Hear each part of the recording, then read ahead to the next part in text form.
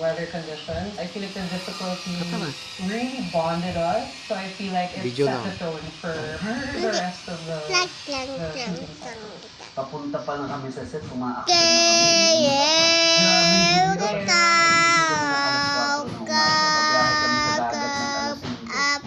Bumabagyo sa gitna ng dagat habang papunta sa si Tito Ricky nagmamaneho nung noon. So wala tayo kaya umaaksyon na kami. Pagdating namin, basang-basaan na kami.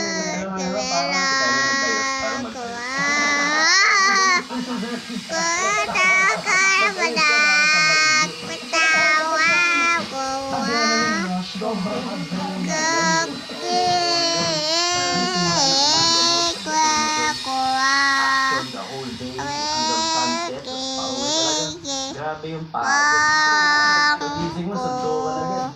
Yung paborito ko yung Palawan talaga kasi yung pinaka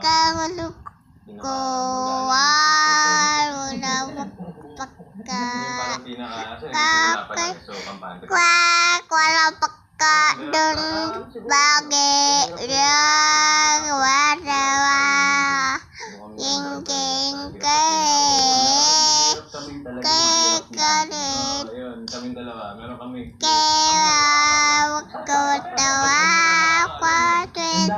magical moment sa Palawan.